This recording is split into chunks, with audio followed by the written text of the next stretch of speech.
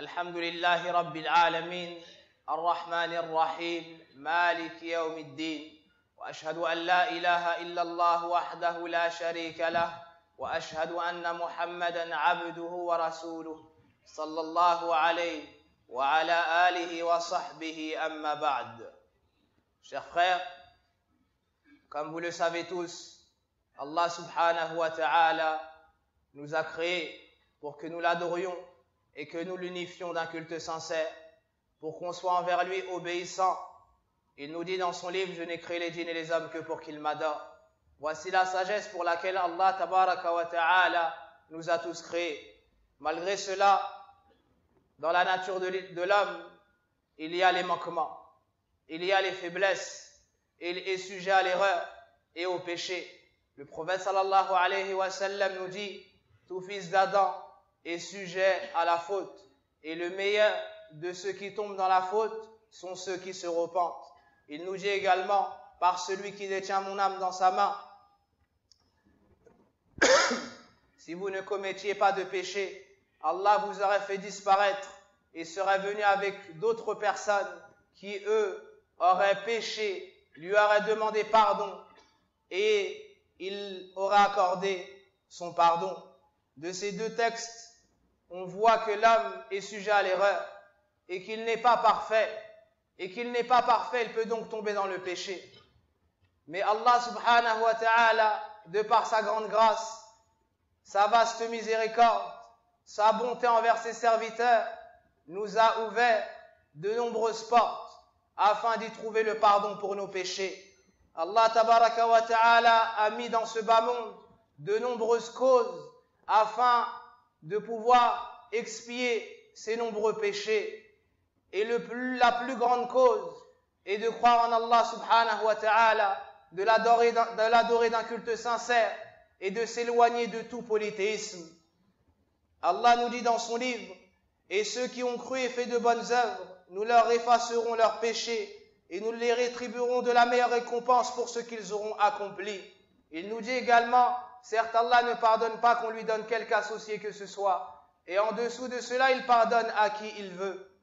Le prophète sallallahu alayhi wa sallam nous dit, Allah dit, ô fils d'Adam, si tu venais à moi avec l'étendue de la terre en péché, mais sans m'avoir associé quoi que ce soit, sans avoir commis de polythéisme, de l'association, je viendrais à toi avec autant de pardon.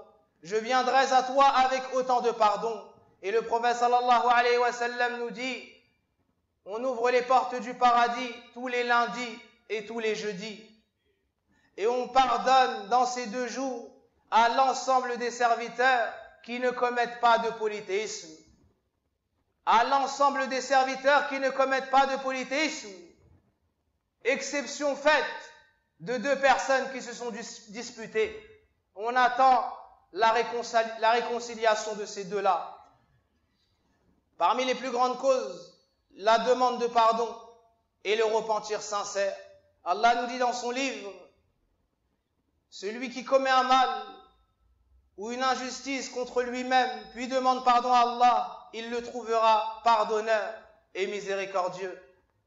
Allah nous dit dans un hadith à thème divin, ô mes serviteurs, ô vous mes serviteurs, vous commettez des péchés de jour comme de nuit, et je suis le seul à pardonner les péchés. Je pardonne l'ensemble des péchés. Demandez-moi donc pardon et je vous pardonnerai. Ici votre Seigneur, votre Créateur Allah tabaraka wa ta'ala s'adresse à vous, serviteurs d'Allah. Il vous appelle et il n'a pas besoin de vous. Il vous appelle à revenir vers lui. Il vous appelle par miséricorde envers vous. Il vous appelle car il a pitié de vous. Et il vous demande de lui demander pardon. Car nous commettons des fautes et des péchés de jour comme de nuit, et nous promet l'absolution de nos péchés. Revenons donc vers Allah subhanahu wa ta'ala pour se voir pardonner nos péchés. Parmi les causes, il y a également la crainte d'Allah, la piété. Allah nous dit dans son livre, ô vous qui avez cru, si vous craignez Allah, il vous accordera le discernement, vous pardonnera vos péchés, vous absoudra vos péchés, il vous pardonnera vos péchés et Allah, certes, est celui qui donne grandement. Donc celui qui craint Allah en public et en privé, intérieurement, extérieurement, se verra pardonner ses péchés, incha'Allah ta'ala. Parmi les causes pour se voir pardonner ses péchés, le fait de s'éloigner des grands péchés. Le fait de s'éloigner des grands péchés, car Allah nous dit dans son livre, si vous vous éloignez des grands péchés, on vous pardonnera le reste, c'est-à-dire les petits péchés. Le prophète sallallahu alayhi wa sallam nous dit, les 5 prières, du vendredi au vendredi suivant, du ramadan au ramadan suivant, on pardonne les péchés du serviteur, à condition qu'il s'éloigne des grands péchés. À condition qu'il s'éloigne des grands péchés. Parmi les causes, il y a également le rappel d'Allah. Allah subhanahu wa ta'ala fait l'éloge des musulmans, des croyants, et à la fin du verset, il fait l'éloge de ceux qui l'invoquent avec abondance. Puis il dit, Allah leur a préparé un pardon et une récompense immense. Le prophète sallallahu alayhi wa sallam nous dit également, celui qui dit subhanallah wa bihamdih 100 fois par jour, Allah lui pardonnera l'ensemble de ses péchés. Allah lui pardonnera l'ensemble de ses péchés, même s'ils sont aussi nombreux que l'écume de la mer, que ce qu'il y a au-dessus de la mer. Également le fait de suivre le prophète sallallahu alayhi wa sallam et de le prendre pour exemple. Allah nous dit dans son livre, dit, si vous aimez Allah, suivez-moi, c'est-à-dire suivez le prophète sallallahu alayhi wa sallam. Allah vous pardonnera alors. Ou bien Allah vous aimera alors et vous pardonnera vos péchés. C'est lui le pardonneur, le miséricordieux. Parmi les causes très faciles à faire pour celui à qui Allah a accordé la facilité, al-wudu. Le fait de faire ses ablutions est une cause pour se voir pardonner ses péchés.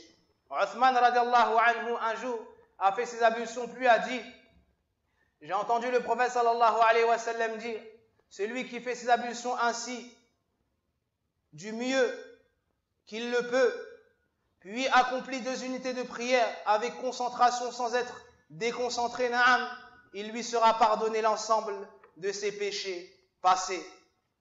Le prophète sallallahu alayhi wa sallam nous dit également, celui qui fait ses ablutions de la meilleure façon, ses péchés sortent de son corps au point de sortir de sous ses ongles. Voici une cause très facile à accomplir. Tu fais tes ablutions, puis tu fais 2 unités de prière avec concentration et Allah Azza wa Jal te pardonne tes péchés. Parmi les grandes causes pour l'absolution des péchés, il y a la prière. Il y a la prière. Le prophète sallallahu alayhi wa sallam nous dit, voyez-vous, si l'un d'entre vous avait devant sa porte une rivière qui coulait et dans laquelle il se lavait 5 fois par jour, est-ce qu'il resterait sur lui une impureté? Ils ont dit non au messager d'Allah. Alors le prophète sallallahu alayhi wa sallam a dit, voici l'exemple de la prière. Par celle-ci, Allah vous pardonne vos péchés. Le fait de multiplier les pas vers les mosquées d'Allah, le fait de faire la prière et d'attendre la prière suivante, de patienter dans la mosquée pour accomplir la prière suivante, est une cause pour qu'Allah te pardonne tes péchés. Le prophète sallallahu alayhi wa sallam nous dit, ne vais-je pas vous informer de ce par quoi Allah vous efface vos péchés et vous élève en degrés? Ils ont répondu, certes au messager d'Allah. Alors il a dit, le fait de parfaire ses ablutions dans la difficulté, le fait de multiplier les pas vers les mosquées et d'attendre la prière après la prière. Parmi les grandes causes très simples à effectuer pour se voir pardonner les péchés, dans la prière, lorsque l'imam récite surat al-Fatiha à voix haute et qu'il finit par dire ghayril maghdubi alayhim waladdallin, le fait de dire Amin. Le prophète sallallahu alayhi wa sallam nous dit, celui qui dit Amin, donc à la fin de surat al-Fatiha, à la fin de la lecture de l'imam, lorsqu'il commence à dire Amin, tu dis avec lui Amin. Le prophète sallallahu alayhi wa sallam nous dit, celui qui dit Amin et dont cette parole concorde avec la parole des anges, on lui pardonnera l'ensemble de ses péchés passés. Comme est facile cette action, chers frères. Tu dis Amin avec l'imam à la fin de surat al-Fatiha et bi'idhnillah, Allah Azza wa Jal te pardonne tes péchés. Le fait de prier Salatul Jumu'ah, le fait d'assister comme vous le faites à ce moment même, le fait d'assister à Salatul Jumu'ah. Le prophète sallallahu alayhi wa sallam nous dit, il n'y a pas un musulman qui se lave, puis se rend à la prière du vendredi, puis arrivé à la mosquée, il prie ce qui lui aura été écrit, c'est-à-dire comme prière surrogatoire. Parmi la sunna, lorsque tu arrives le vendredi, le fait de prier ce qu'Allah Azza wa Jal t'aura facilité avant la khutbah. Puis il écoute le discours donc de l'imam en silence. Puis il prie avec l'imam sans qu'Allah Azza wa Jal ne lui pardonne ses péchés du vendredi jusqu'au vendredi suivant, en ajoutant avec cela 3 jours. En ajoutant avec cela 3 jours. Donc on te pardonne 10 jours de péché. Et remarquez ici, chers frères, que dans ce hadith, le prophète sallallahu alayhi wa sallam a cité les prières surrogatoires avant la khutbah. Il a cité le fait d'écouter la khutbah. Il a cité le silence durant la khutbah. Mais il n'a pas cité un discours avant la khutbah. Il n'a pas dit de faire un discours avant la khutbah. Et de cela, les savants de la sunnah ont tiré qu'il n'y avait pas de discours à faire avant la khutbah du Jumu'ah. Cela est la sunnah du prophète sallallahu alayhi wa sallam. Et on demande à nos chers frères d'accepter ce conseil, qui est la sunnah du prophète sallallahu alayhi wa sallam, et qui est plus à même d'être suivi que la voix de toute autre personne après le prophète sallallahu alayhi wa sallam. Et qu'Allah nous facilite afin d'accepter la vérité qui est en conformité avec le Coran et la voix du prophète sallallahu alayhi wa sallam.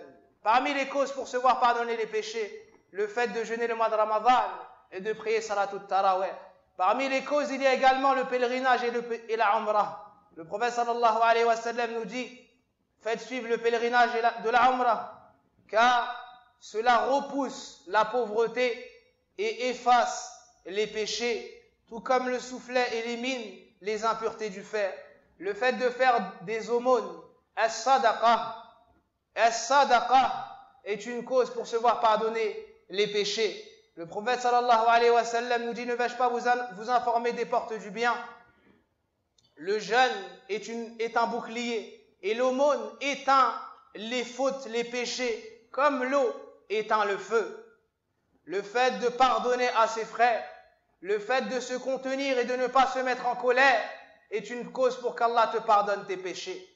Allah Azza wa Jal nous dit, accourez vers un pardon de la part de votre Seigneur et un paradis vaste comme les cieux et la terre qui a été préparé pour les gens pieux. Ceux qui dépensent dans l'aisance et dans la difficulté, ceux qui se contiennent lorsqu'ils sont en colère et qui pardonnent aux autres.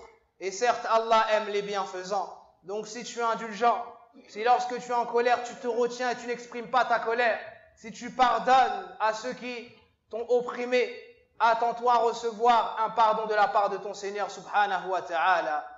L'endurance est une cause pour se voir pardonner les péchés.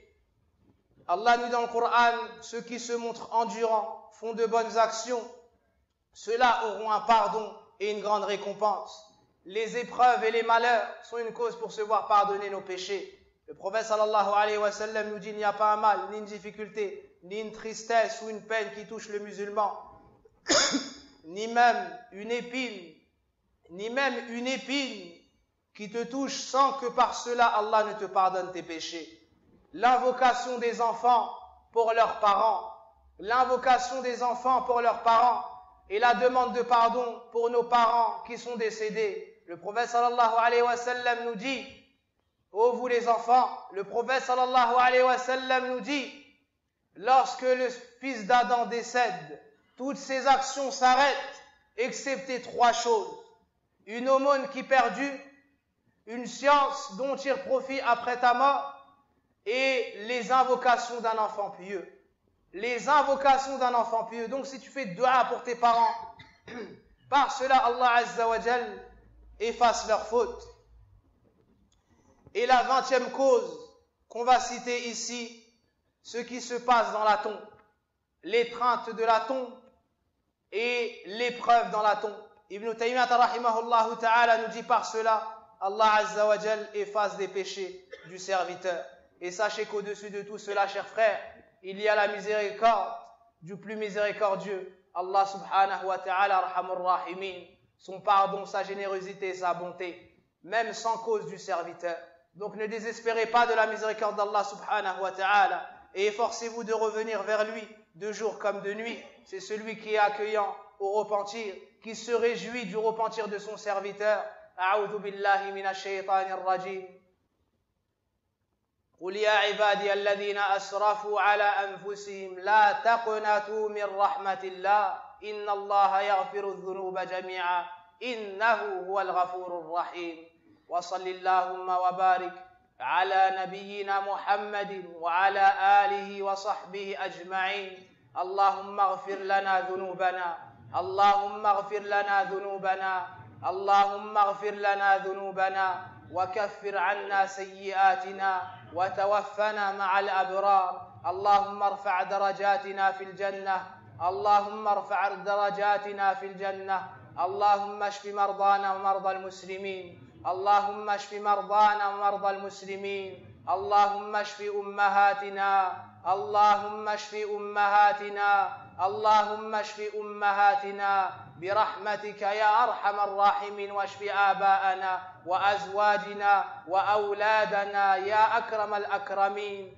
اللهم يا حي يا قيوم برحمتك نستغيث أصلح شأننا كله ولا تكلنا إلى أنفسنا طرفة عين وسبحانك اللهم وبحمدك أشهد أن لا إله إلا أنت أستغفرك وأتوب إليك